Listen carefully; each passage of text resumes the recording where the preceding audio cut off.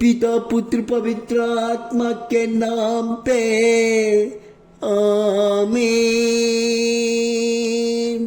आमीन आमीन। ओ पवित्र आत्मा आजा आजा मेरे प्रार्थना में आजा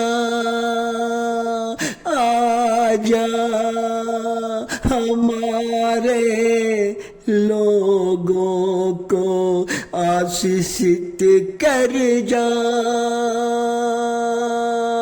आजा आजा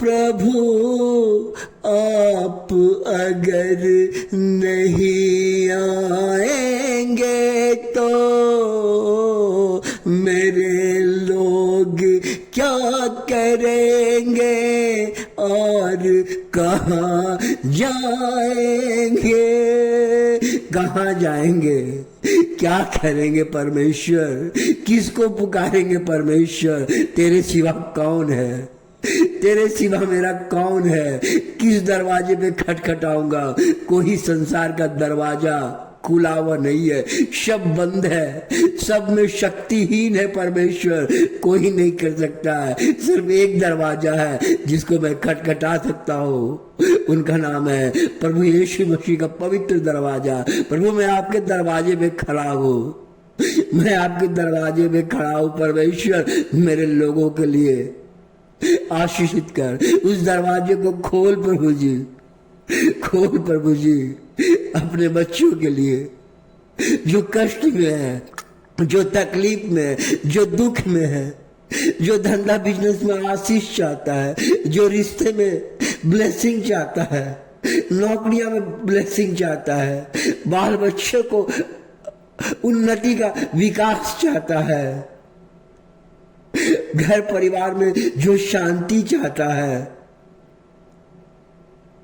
जो कोई हर काम को छुए उसका काम में आशीष हो परमेश्वर प्रभु मेरे लोगों को आके आशीषित कर परमेश्वर आशीषित कर परमेश्वर क्योंकि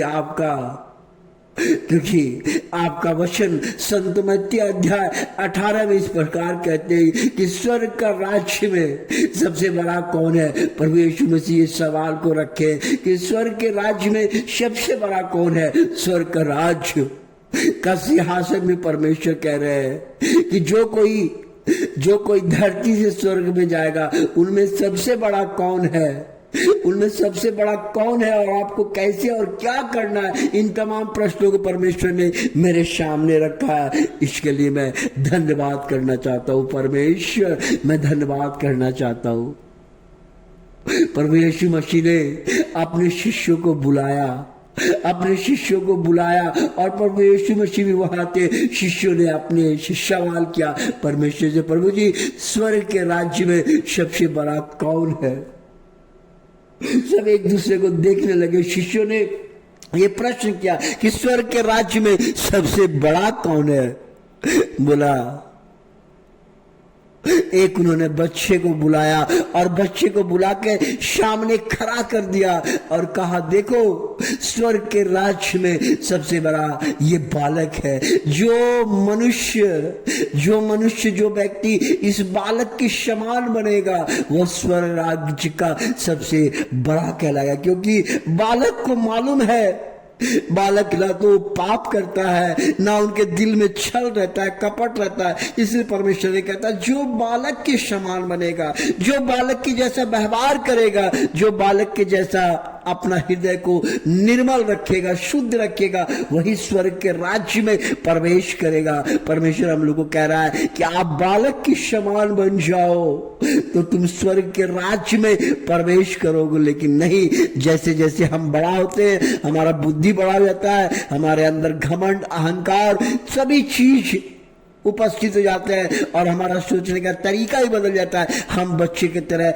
नहीं रहते, लेकिन प्रभु यीशु मसीह हमें इशारा करते हैं, उस बच्चे को दिखाते, कहते इस बच्चे के समान बन जाओ, इस बच्चे के समान बन जाओ तो तुम स्वर्ग के राज्य के सीढ़ी के दरवाजे में प्रवेश करोगे और तुम मेरे साथ विराजमान होगे। यह परमेश्वर ने कहा।